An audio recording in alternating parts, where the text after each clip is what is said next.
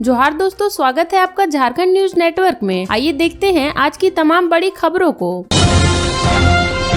पूर्व सीएम हेमंत सोरेन ने Ranchi CJM court के समन के खिलाफ हाईकोर्ट में दायर की याचिका, जाने पूरा मामला। पूर्व मुख्यमंत्री हेमंत सोरेन ने शुक्रवार को रांची के सीजेएम कोर्ट के समन को झारखंड हाईकोर्ट में चुनौती दी। दरअसल रांची की अदालत ने ईडी के समन की अवहेलना मामले में संज्ञान लिया था। ये याचिका उसी के खिलाफ है। गौरतलब है कि ईडी के असिस्टेंट डायरेक्टर देवव्रत झा ने ईडी की अवहेलना मामले में पूर्व मुख्यमंत्री हेमंत सोरेन के खिलाफ सीजीएल कोर्ट में शिकायत की थी।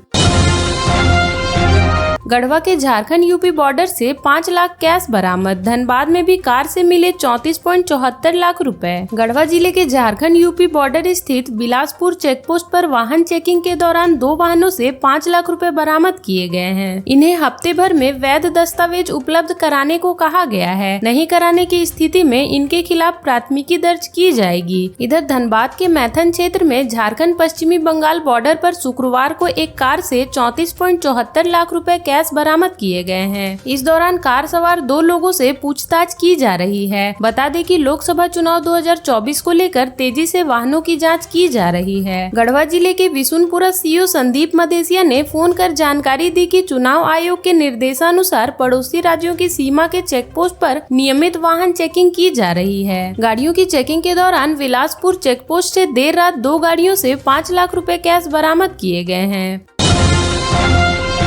झारखंड पश्चिम बंगाल बॉर्डर पर धनबाद में एक कार से 34.74 लाख बरामद। 2 लोगों से पूछताछ। लोकसभा चुनाव 2024 को लेकर वाहन जांच अभियान तेजी से चलाया जा रहा है। खासकर बॉर्डर इलाके में पुलिस वाहन जांच को लेकर सख्ती बरत रही है। इसी क्रम में झारखंड पश्चिम बंगाल के बॉर्डर पर धनबाद के मैथन क्षेत्र में पुलिस ने एक कार से 34.74 लाख रुपए बरामद किए हैं। इस दौरान कार सवार 2 लोगों को पुलिस मैथन ओपी लाकर पूछताछ कर रही है। बताया जा रहा है कि पुलिस गाड़ियों की जांच कर रही थी। इसी दौरान सफेद रंग की कार बॉर्डर से गुजर रही थी। पुलिस ने कार की तलाशी ली तो कार से कैश बरामद किए गए। इसके बाद पुलिस ने पूछताछ के लिए दोनों कार सवार को मैथन ओपी लाया और इससे जानकारी ले रही है। झारखंड बंगाल सीमा इंटर स्टेट बॉर्डर पर शुक्रवार की सुबह वाहन चेकिंग के दौरान एक कार से 34,74,900 रुपए बरामद किए गए हैं। कार के साथ 2 व्यक्तियों को भी मैथन ओपी लाया गया है और उनसे पूछताछ की जा रही है। बताया जा रहा है कि दोनों व्यक्ति दुर्गापुर से हजारीबाग जा रहे थे।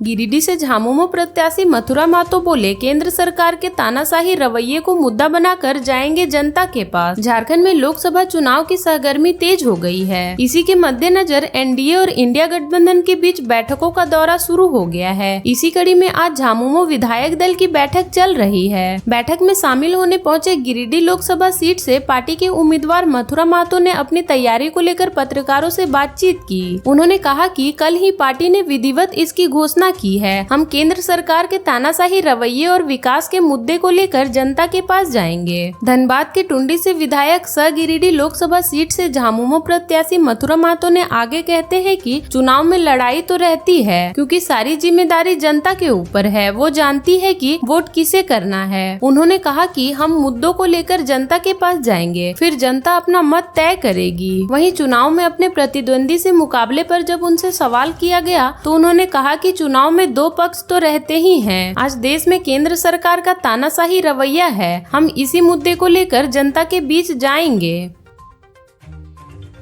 भक्ता पर्व की तैयारी शुरू। आज शाम पूजा की हो जाएगी शुरुआत। बोकारो में मनाया जाने वाला भक्ता पर्व की तैयारी शुरू हो गई है। यह कसमार प्रखंड के शिवपुर स्थित प्राचीन शिवालय में हर साल चैत के मास में मनाया जाता है। इस बार यह पर्व 12 अप्रैल से शुरू होगा, लेकिन आज शाम 7 बजे धूमल पड़ने के साथ ही इस पूजा की शुरुआत हो जाएगी। धूमल एक तरह का पूजा प्रारंभ होने का संकेत है। धूमल के चौथे दिन से पाठ का भ्रमण शुरू होगा। झारखंड के पूर्व मंत्री लालचंद महतो को स्पीकर रविंद्रनाथ महतो ने दी श्रद्धांजलि। बेरमो के दामोदर नदी के तट पर होगा अंतिम संस्कार। झारखंड के पहले ऊर्जा मंत्री लालचंद महतो के निधन पर शुक्रवार को विधानसभा परिसर में स्पीकर रविंद्रनाथ महतो ने उन्हें श्रद्धांजलि अर्पित की। झारखंड के लालपुर स्थित अमरावती अपार्टमेंट से उनका पार्थिव शरीर झारखंड विधानसभा परिसर लाया गया था। इससे पहले मंत्री बेबी देवी ने भी शोकाकुल परिवार से रांची के लालपुर स्थित अपार्टमेंट में मुलाकात कर ढाढ़स बांधा और निधन पर शोक जताया। उनका पार्थिव शरीर रामगढ़ गोला पेटरवार होते हुए बोकारो के बेरमो पहुंचेगा। दामोदर नदी के तट पर उनका अंतिम संस्कार किया जाएगा। बता दें कि गुरुवार की देर रात रांची में उनका निधन हो गया। झारखंड विधानसभा अध्यक्ष रविंद्रनाथ महतो ने शोक जताते हुए कहा कि पूर्व ऊर्जा मंत्री लालचंद महतो ने राज्य गठन के बाद प्रदेश को दिशा देने का काम किया था। झारखंड के विकास में उनके योगदान को कोई भुला नहीं सकता है। वे हमेशा हमारे जहन में रहेंगे। उनके निधन से वे मराहत हैं। झारखंड के इतिहास में उनका नाम स्वर्ण अक्षरों में लिखा जाएगा। मंत्री बेबी देवी ने कहा कि लालचंद महतो के निधन से उन्होंने अपना अभिभावक खो दिया है। निधन की सूचना पर वे शुक्रवार की सुबह रांची के लालपुर स्थित अपार्टमेंट में पहुंची और शोक संतप्त परिवार से मिली और ढाढ़स बंधाया। झारखंड की पुलिस नशे के कारोबारियों को सजा दिलाने में हो जाती है फेल, जाने कहां पड़ रही है कमजोर। झारखंड में पुलिस नशे के कारोबारियों को गिरफ्तार कर जेल भेजती है, साथ ही चार्जशीट भी कर लेती है, लेकिन अदालत में ट्रायल के दौरान आरोपियों को सजा दिलाने में फेल हो जाती है। संबंधित केसों के ट्रायल के बाद आने वाले फैसले के आंकड़े इस तथ्य की पुष्टि करते हैं। वर्ष 2022 में मादक द्रव्य पदार्थ अधिनियम के तहत कुल 200 जबकि उत्पादन अधिनियम के तहत 124 केसों का ट्रायल पूरा हुआ था। एनडीपीएस एक्ट से जुड़े केस में सजा की दर सिर्फ 47 से 50% रही। वहीं उत्पादन अधिनियम में सजा की दर 12.90% रही। इन केसों में सबसे अधिक लोग साक्ष्य के अभाव में बरी कर दिए गए, यानी उक्त केसों के अनुसंधान के दौरान पुलिस ने आरोपियों को सजा देने लायक सबूत इकट्ठा नहीं किए थे।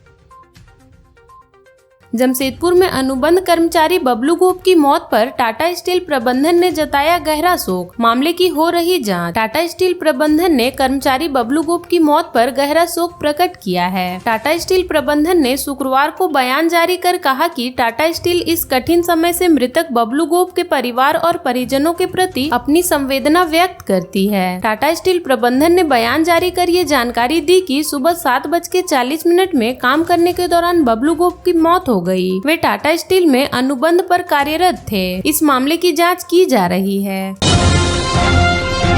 धनबाद में गर्मी बढ़ते ही बिजली की कटौती शुरू। सुबह से लेकर रात तक हो रही लोड शेडिंग। धनबाद में गर्मी का पारा चढ़ते ही शहर में अघोषित बिजली कटौती का दौरा शुरू हो गया है। सुबह से लेकर रात तक लगभग 10 घंटे की लोड शेडिंग शुरू हो गई है। जेबीवीएनएल के अधिकारियों के अनुसार वर्तमान में जेबीवीएनएल धनबाद एरिया बोर्ड में बिजली की खपत में करीब 50% इजाफा दर्ज किया जा रहा है। ऐसे में बिजली के उपकरणों को सुरक्षित रखने के लिए विभिन्न सब स्टेशनों से अलग अलग फीडर की कटौती की जा रही है। गुरुवार को भी धनबाद शहर के अलग अलग फीडर संबंधित इलाकों में सुबह से लेकर रात तक लगभग 10 घंटे की लोड शेडिंग की गई। भीषण गर्मी में अलग अलग समय में हुई घंटों बिजली कटौती से लोग परेशान रहे। गोड्डा में बीजेपी कार्यकर्ता शैलेंद्र भगत की गोली मारकर हत्या, जांच में जुटी पुलिस। झारखंड के गोड्डा जिले के पोठियाहाट बजरंगबली चौक पर भाजपा समर्थक शैलेंद्र भगत की गोली मारकर हत्या कर दी गई। एक बाइक पर सवार होकर आए 3 अपराधियों ने ताबड़तोड़ फायरिंग कर शैलेंद्र भगत को 3 गोली मारी। 2 गोली सीने में व 1 गोली सिर के समीप मारी गई। गोली लगने के बाद शैलेंद्र भगत को पोड़ियाहाट अस्पताल लाया गया, जहाँ से चिकित्सकों ने तत्काल गोड्डा रेफर कर दिया। एम्बुलेंस से गोड्डा लाने के क्रम में रास्ते में ही उनकी मौत हो गई। गोड्डा सदर अस्पताल में डॉक्टरों ने उन्हें मृत घोषित कर दिया। एम्बुलेंस में उनका बेटा, बेटी व पत्नी भी थी। पोड़ियाहाट अस्पताल के डॉक्टर प्रशांत मिश्रा ने बताया कि शैलेंद्र को 3 गोली मारने के निशान मिले हैं। पुलिस मामले की जांच कर रही है। शैलेंद्र की मौत की जानकारी होने पर सदर अस्पताल में भारी संख्या में पुलिस बल को तैनात कर दिया गया। मृतक के भाई अरविंद भगत ने बताया कि अपराधी 3-4 की संख्या में थे। गोलीकांड को अंजाम देने के बाद सभी फरार हो गए। गोलीकांड की घटना से पोड़ियाहाट का बजरंगबली चौक के समीप दहशत का माहौल हो गया है। अपराधियों ने थाने से महज कुछ दूरी पर घटना को अंजाम दिया है। पुत्र अतुल भगत ने बताया कि कुछ दिन पहले गोड्डा में +2 हाई स्कूल के पास मारपीट की घटना हुई थी। उनके साथ हुई मारपीट में डेविल ग्रुप्स के बिट्टू कुमार व 2-3 युवक शामिल थे। मारपीट के बाद आरोपी जब पोड़ियाहाट के कमली मैदान पहुँचे तो पिता शैलेंद्र भगत ने बिट्टू को घर बुलाकर समझाया था। मारपीट आदि करने करने को मना किया था। समझाने के बाद भी बिट्टू ने पिता पुत्र को जान से मारने की धमकी दी थी। उसके 2 दिन बाद ही उन लोगों ने मेरे पिता की हत्या कर दी। अतुल ने बताया कि उनके पिता ने उसको मिठाई दुकान भेजा। इस बीच गोली चलने की आवाज आई। मुझे लगा कि टायर आदि फटा है, लेकिन जब दूसरी बार आवाज आई तो देखा तो मेरे पिता गिरे हुए हैं। अतुल का कहना है कि बिट्टू पहले भी कई वारदात को अंजाम दे चुका है, बावजूद उसकी पुलिस गिरफ्तारी नहीं की। इस कारण उसने बड़ी घटना को अंजाम दिया। पुलिस यदि कार्रवाई नहीं करती है तो इसका विरोध किया जाएगा। झारखंड के ऐसे ही छोटी बड़ी खबरों से जुड़े रहने के लिए चैनल को सब्सक्राइब कर ले और बेल आइकन प्रेस कर ले ताकि हर वीडियो का नोटिफिकेशन आपके फोन पे चला जाए।